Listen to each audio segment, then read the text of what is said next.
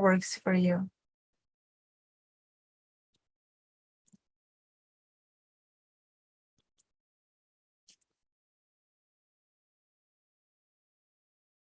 So just allowing for a sense of ease in this moment.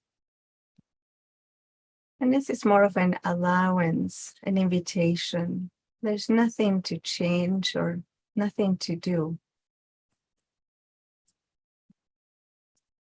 If you notice that there is agitation or tightness, and that's okay too. Just becoming aware of the tightness or the agitation.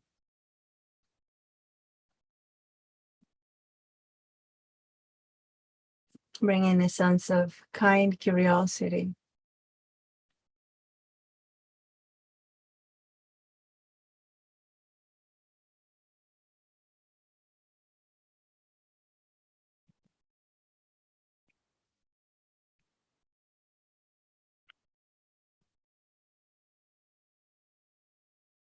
And whenever you're ready, maybe I invite you to just take in a deeper than normal breath, if that's possible.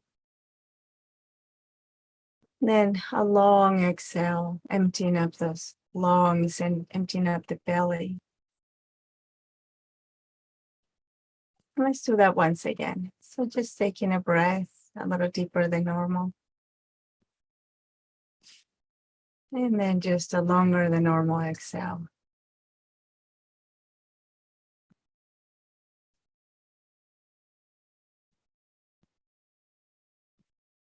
And just breathing this sense of community.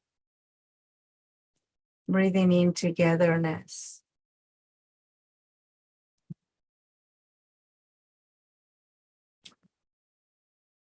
Breathing in non-judgment, acceptance,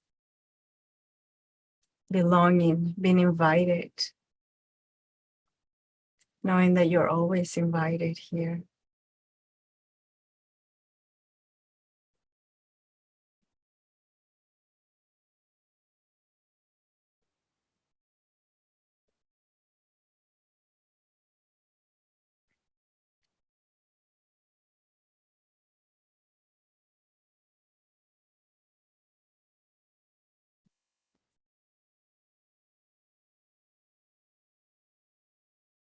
Always welcome.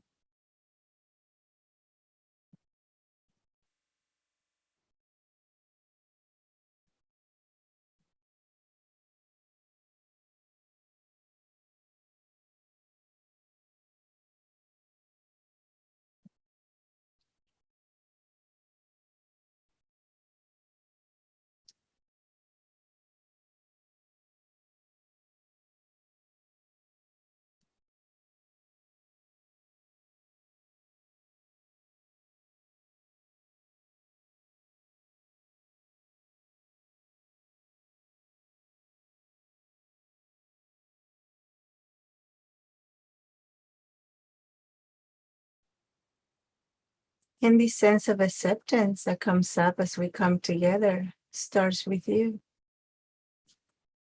Bringing in this practice of acceptance to the moment, however you might be feeling at the moment, whatever might be here. And acceptance brings a sense of acknowledgement without putting up a fight. Allowing for this kind awareness to just hold you in this way.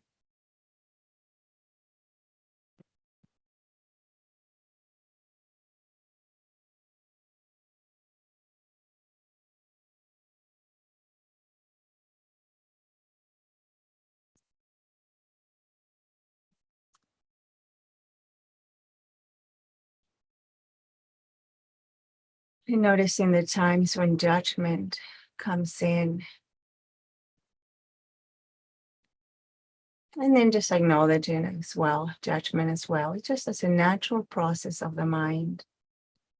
Just a thought that will pass.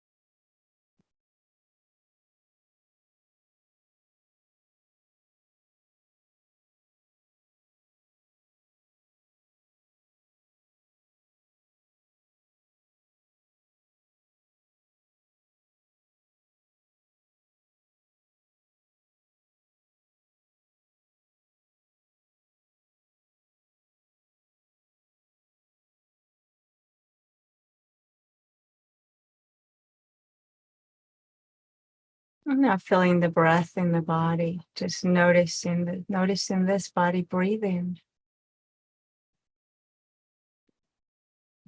all on its own without any help. It just breathes.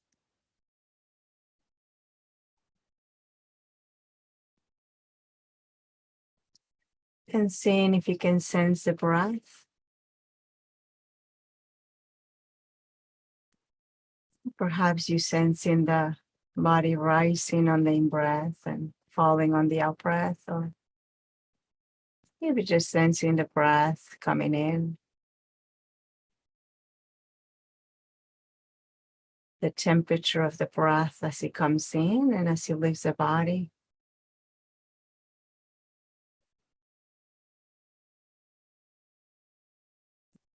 Sensing the area of the body where you feel the breath the most. And there's nothing you have to do. If you're here, you're breathing. There's no forcing the breath. There's no breathing in any different way. And if you feel like the breath is not accessible for you right now, you can always come back to the palms of your hands and just sensing here, noticing temperature, numbness, coolness, the bottom of your feet.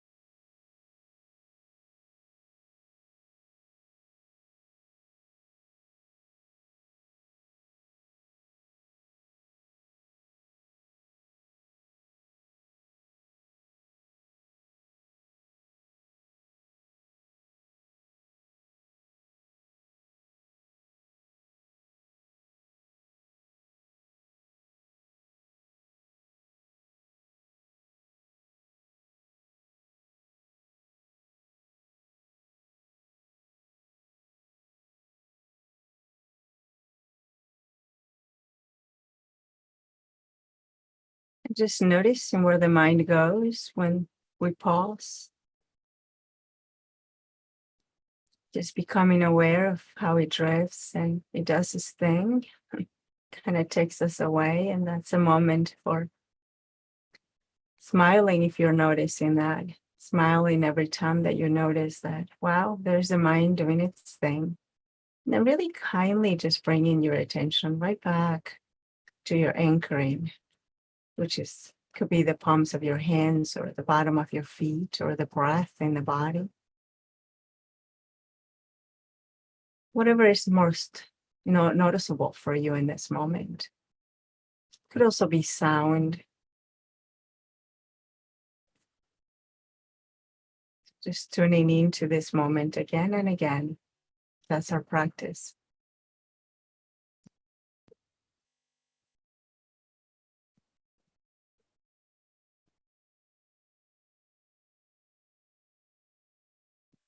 And there's got to be an intention to do this. Having the intention to be here in this moment, to be present, to practice.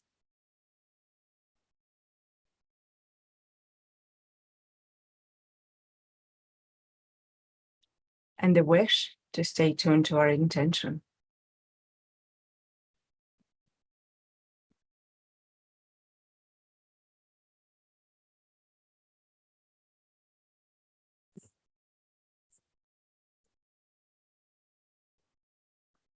And every time you notice the mind wandering, you might even remind yourself of this intention, this wish. May I be true to my intention to be here, to be present right now, with kindness and acceptance.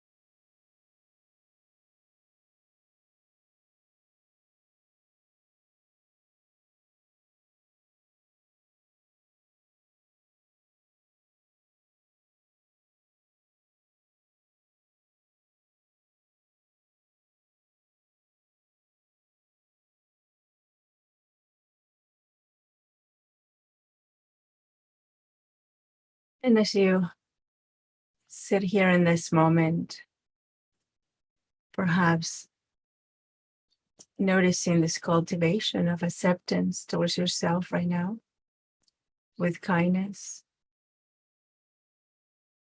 non-judgment, generosity.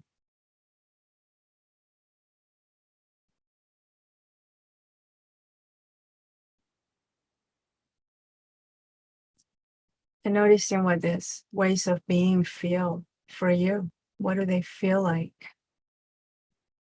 What does it feel like when you accept yourself exactly as you are?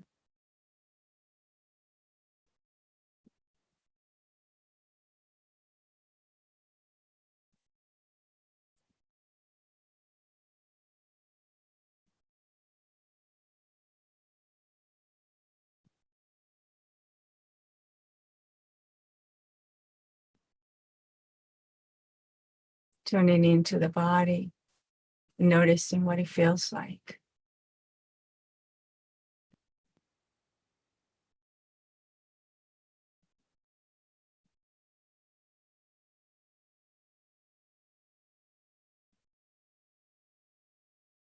What does it feel like when you practice non-judgment towards yourself?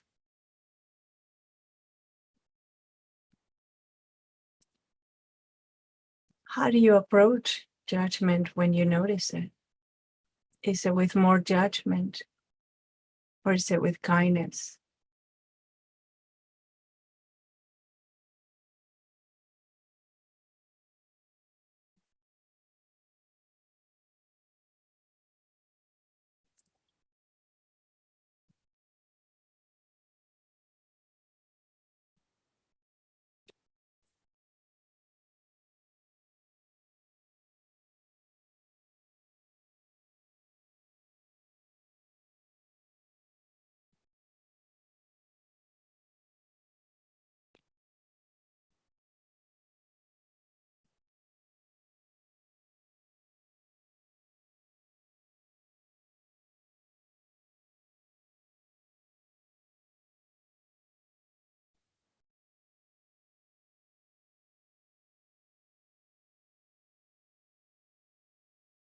How about generosity?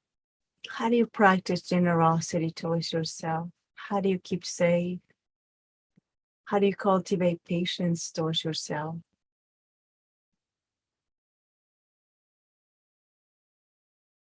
And generosity will be maybe even resting when you need to, attending to what is needed in the moment, paying attention to your inner talk, inner dialogue, deeply listening to yourself.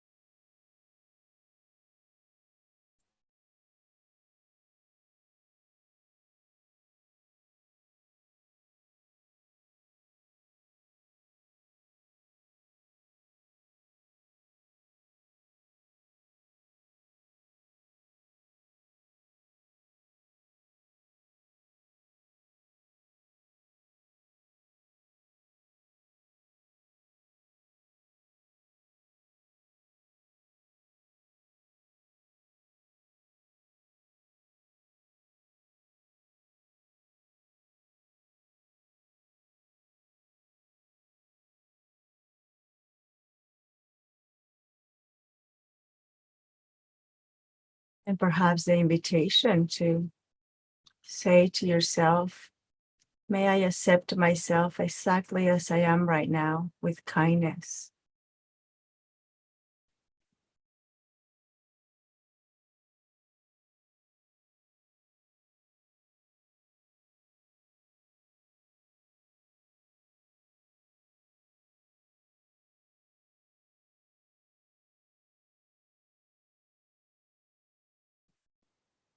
May I be kind to myself when judgment rises.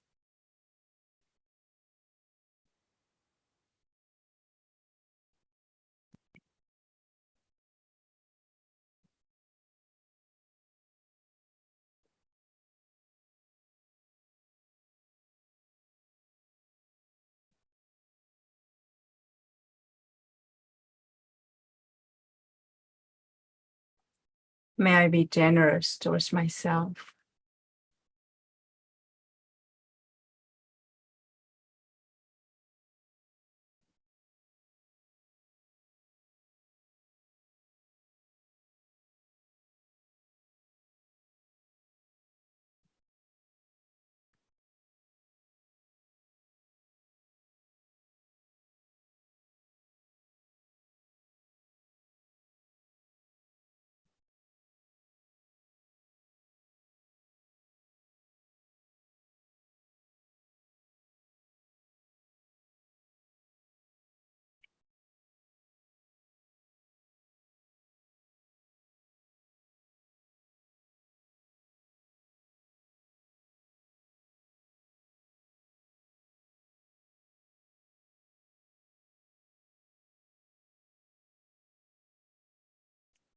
May I know that I always belong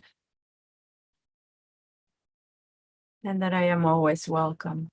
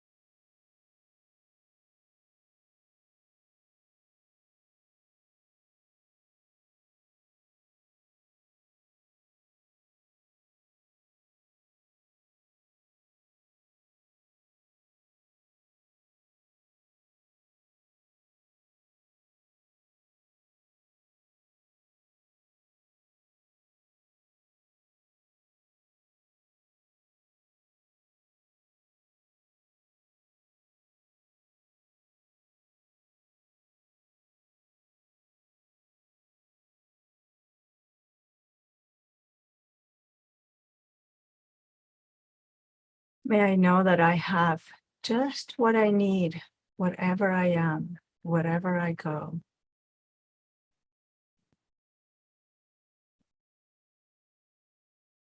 May I know that I have just what I need, wherever I am, wherever I go.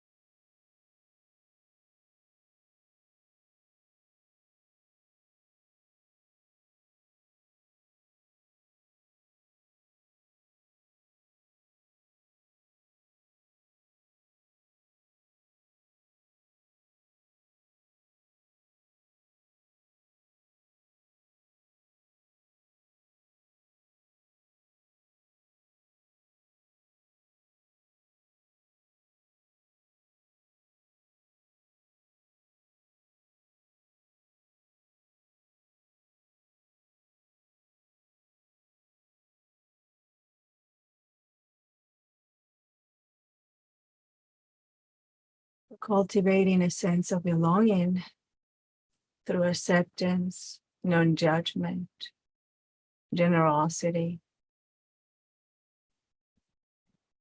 as an invitation, as a welcoming, starting with ourselves.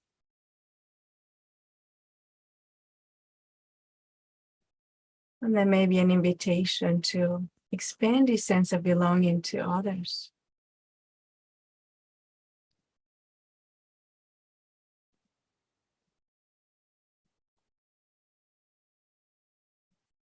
sense of compassion can be also included here.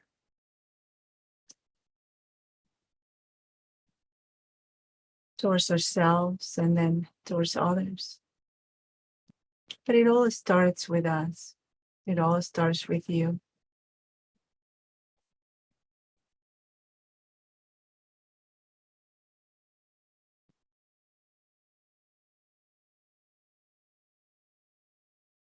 I posted a quote by Jack Kornfield on our Facebook group this week. I ran into this quote that says something along the lines of,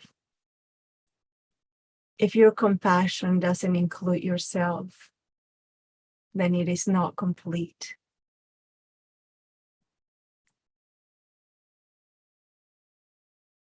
And so, starting with you, finding the sense of connecting back to yourself.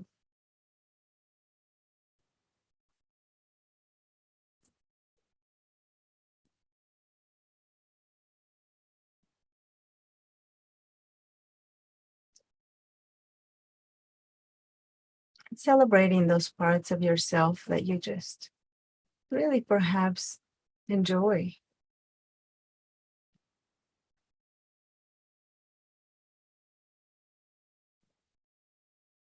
And then bringing acceptance and non-judgment and generosity to the parts of yourself that perhaps you don't enjoy so much.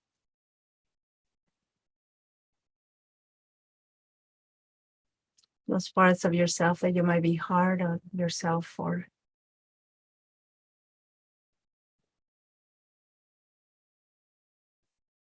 The parts that you wish that weren't there.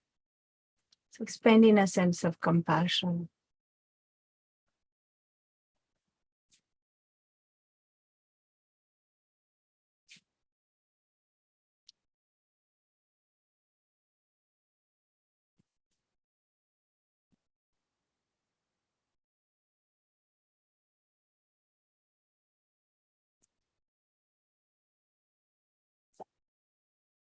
And then whenever you're ready, just bringing your attention to the breath by taking in a deeper than normal breath, or the palms of your hands, the bottom of your feet,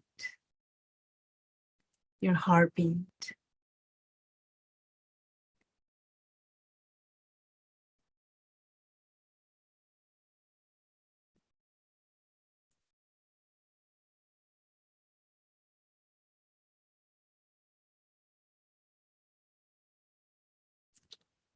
And just acknowledging that just as you have certain parts of yourself that you celebrate, there might be some others that we consider the shadow parts, parts that we don't really like sometimes, if that's fair to say.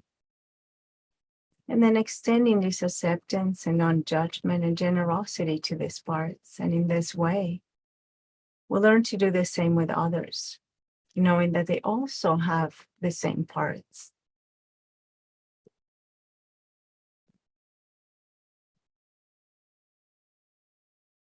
So extending this sense of belonging to everyone here in this community.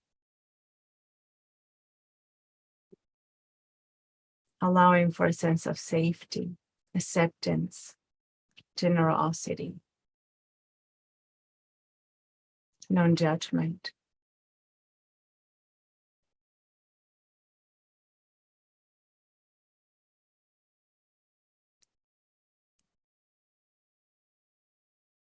May you feel accepted here.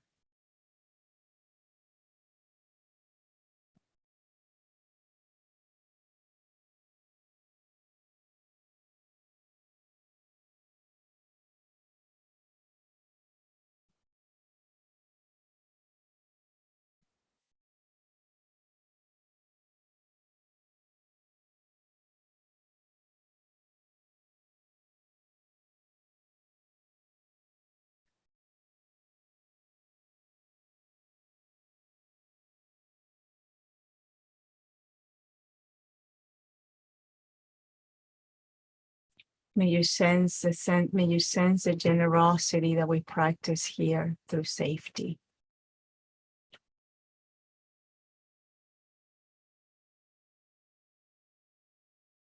safety with our words, safety with our thoughts, listening with kindness.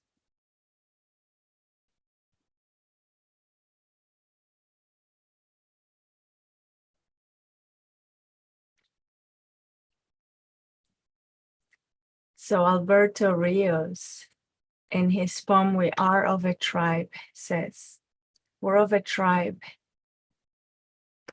We plant seeds in the ground and dreams in the sky, hoping that someday the roots of one will meet the upstretched limbs of another.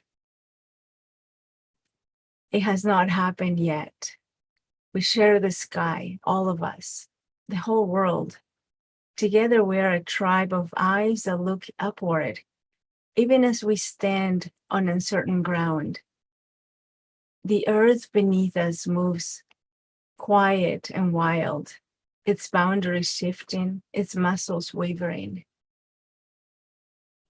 The dream of a sky is indifferent to all of this, impervious to borders, fences, and reservations. The sky is our common home, the place we all live. There we are in the world together. The dream of skies requires no passport. Blue skies, blue will not be fenced. Blue will not be a crime. Look up, stay a while. Let your breathing slow. Know that you always have a home here.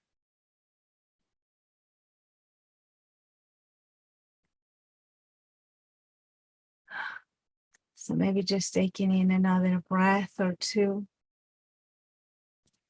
tuning into this body here, acknowledging it, moving it, stretching in a way that feels right for you.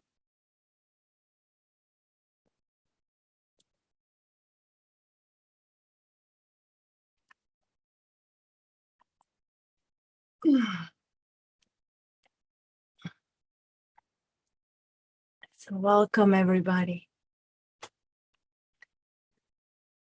So if anybody is new to our group, we'd love to hear from you. We'd love to, if you can write your name on the chat, we'll give you an official welcome. And so if you don't know, my name is Alex Meses, and I guide these sessions every Friday. And today I started our session today sharing that we were going to talk about the sense of belonging, this connectivity and sense of community. And I can't really start this talk without saying that I have deep gratitude to all of you for building this community, for providing that acceptance and that safety, and for welcoming everybody, even some of us that come and go from time to time. Every time they're here, every time we stop by, there's always a celebration for the faces that show up. So I just have deep gratitude towards all of you for supporting us in this way, with acceptance, non-judgment, generosity. And these are the foundations that we can carry on as we go out into the bigger communities in the world, or other communities and the entire world as a big community. And so I remember today, as I was kind of thinking about what I was going to share with you today, and it came to mind that years ago I was taking a class, a certificate program at Cornell University for plant-based nutrition, and it was pretty interesting when I was reading about the university and kind of like their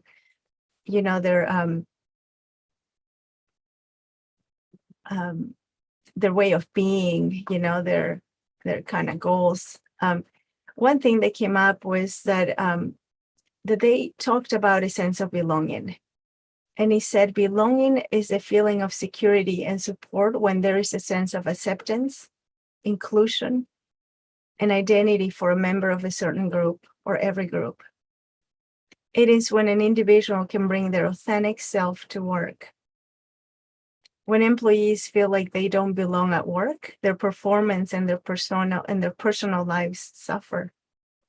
So creating genuine feelings of belonging for all is a critical factor in improving engagement, performance. This is at work level. And it also helps support their goals and their lives. And I thought that was really beautiful to read as part of their, commitment to excellence. And so it really, as I was preparing and this came to mind, I thought that was so beautiful because in some ways I feel like our community holds a lot of these values without even being spoken because of our mindfulness practice that is really funded in acceptance and non-judgment and non-striving, and so in generosity, right? And so I thought it was interesting. And as I was reading more about it, the sense of belonging, it's such a researched theme, and psychologists rank it to be this need for belonging to be even a par with their sense of needing love. So it's something to consider, that as we open up to others in this way in our community, as we accept one another and we accept exactly where they are without changing them, without trying to advise them or change their lives in any way. As we do this just by being, just with our practice, we're extending the sense of love, right? So if belonging is as important as our sense of love, then we can do great things as we go out into the world in this way. And there are certain things that talk about the sense of belonging as making a big difference in children in school, for instance, right? So a number of key elements for this sense of belonging: connection, friendship, right? Acceptance, again, keeps coming up, capability, being valued, supportive in relationships. So these are key elements in children, even in school years. And he says that if that's threatened, then children actually stop having friendships. So the friendships become limited. The sense of loneliness settles in. Our choices for the places that we can go become quite limited as well, because we tend to just gravitate towards connection, towards a sense of belonging. And they develop a sense of exclusion and also addictive behaviors. And so if children go through this, I thought we can expand that to our grown selves as well, right? Because we are all children really as well. So in some ways, there's always a child within. And so really experiencing the sense of belonging can be pretty interesting. But when it talks about addiction, in general, it's pretty much connected to our mindfulness practice, in which, we often talk about our coping mechanisms, our reactivities, and how we work through them, right? And sometimes I've shared that sometimes it could be the chocolate or the wine or things that just get out of control sometimes with us when we feel a certain way and we're not really in tune with ourselves. So we, the mind tends to grab things that feel good, that are soothing, right? And that can become an addiction if we don't take care of ourselves, and if we don't notice what's happening within ourselves. Our mindfulness practice is this kind of awareness that allows us to see, like, this kind of curiosity of knowing, like, why did I just eat 2 pounds of pasta? So number one, maybe I'm not taking care of myself. Maybe I'm really exhausted. So this is the awareness. Or maybe there's something else, maybe there is something emotionally triggering me right now. Or why did I just finish the entire box of chocolate? What's happening in this moment? So we continue to do this, and we develop this sense of coping in this way, which can lead to an addictive behavior later on, right? It could be the little bit glass of wine that turns into a bottle every night. And then, we just justify it in one way or another by, I had a tough day, or work was really hard today. And so, an entire pint of ice cream, gosh, I'm with you, Dante. So these are all things that we can all kind of, this is our common humanity where we can all relate to these things. And so I wanted to share, and I hope we have enough time to share this experiment. It's so interesting that I was telling you that I went to this class with Trudy Goodman, one of my teachers, a few weeks back, and she mentioned this. And I remember studying this when I was studying addiction. And so this is a research by a Canadian psychologist by the name of Bruce K. Alexander. And he did this research called Rat Park. And it's pretty interesting. And I'd love to maybe, I'm going to share, let's see if I can share my screen here just to make it a little more, a little easier to digest. Okay, so I hope you can all see that. So give me a thumbs up if you can see that. Yeah. Okay, great. Thank you. Okay, so here he is. Now, he's older, and I don't know when this might have been taken in the 80s. He's been a big advocate for addiction as a sense, with a sense of connection. Yeah, he thought that everything, he says that everything that we know about addiction is wrong pretty much. And his study was based in him being really young in his career and studying the behavior of rats. And so in these experiments that they were conducting at the beginning for addiction, they would isolate the rats. So they will put them in cages like this, in which they had no connection to one another. They were completely segregated, isolated. They were just in this place. And then from time to time, at time of feeding, they will be placed in this other little, well, this is them in the cage, of course, with a tube of substance going into their cage. So one had substance, one had water. But they will put them in this called the Skinner box. And the Skinner box was this little kind of tiny box in which they would kind of pull on a lever to get fed. And they were studying how the rats actually, when they were studying addiction, they were studying how the rats would actually pull in this lever every time they were hungry, every time they would administer this substance that I believe it was heroin at that time in the research. I don't remember quite well, but I think it was heroin. What they would do is every time they would pull in this lever, they would be injected a dose of heroin. And so they realized that the rats would just pull on this over and over and become quite addicted to the substance. The idea was that, oh, well, it's a substance that is addictive. Well, he was pretty interested in noticing something again. And I think this picture shows it all on how he saw this research. So first of all, I want to say by sharing this that I don't condone animal experiments. So this is just the research that went on. But I like his research because he noticed that they weren't really taken into place. So if they use rats, he thought, for research because they're very similar to humans, how about noticing that maybe they were depressed because they were so isolated, because they were taken away from their habitats, because all these other factors, they weren't really including any of that. And he became really curious about that.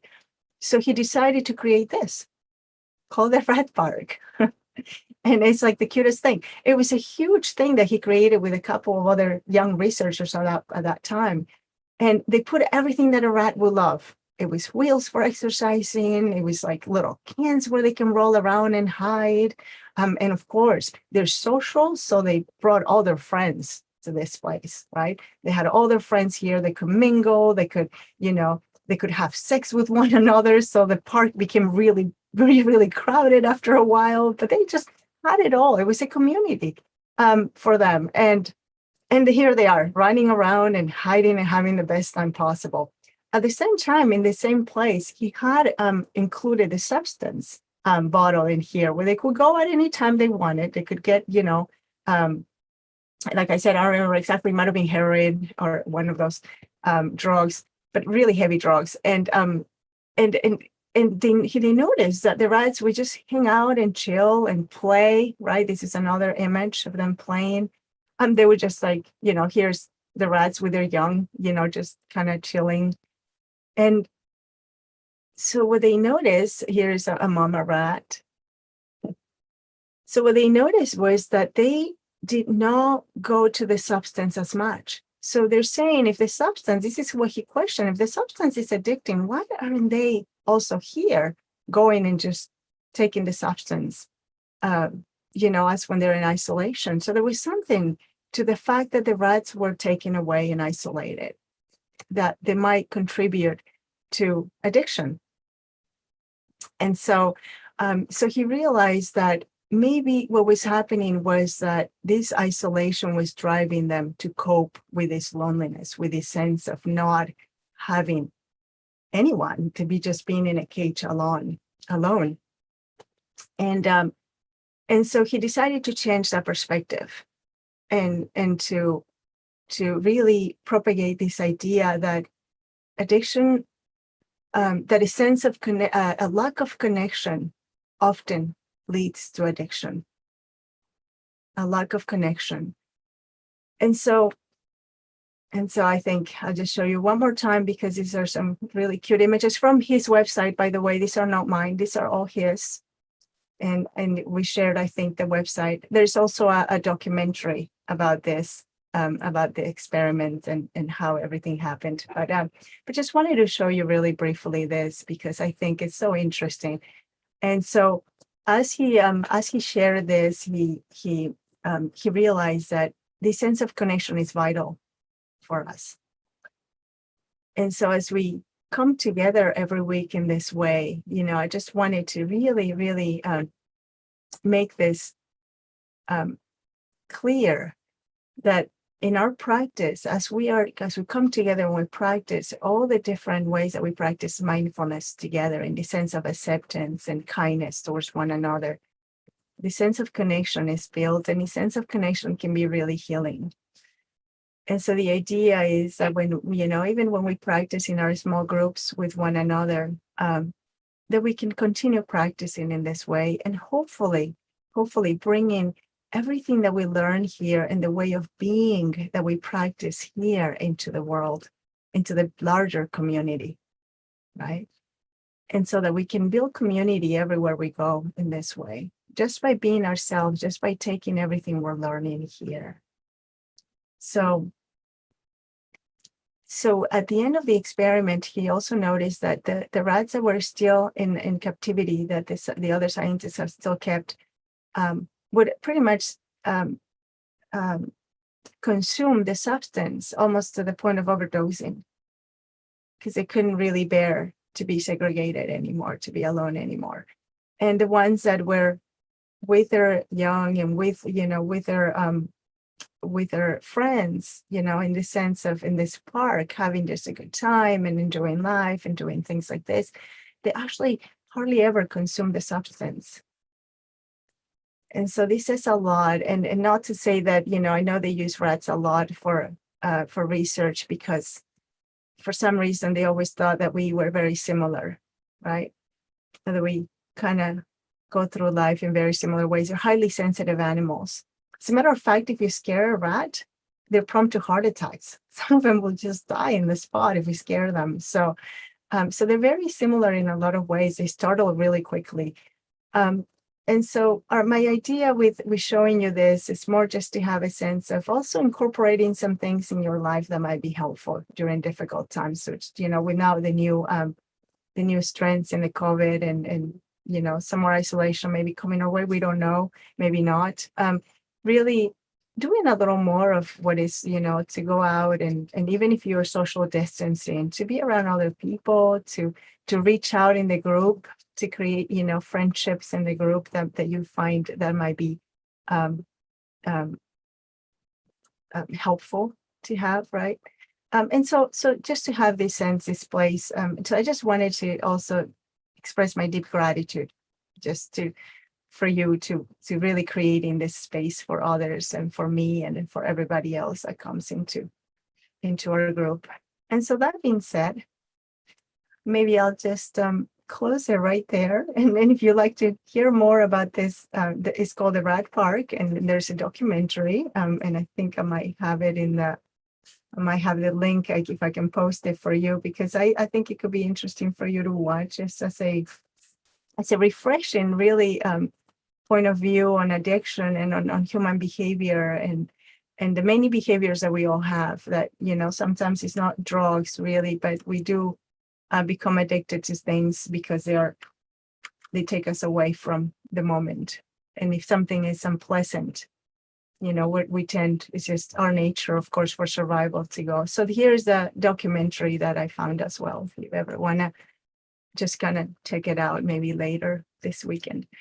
So I thank you so much for your kind attention, for being here, for creating this space, your mindful tribe, for making it a safe place for everybody. And so that being said, I hope you find this helpful. So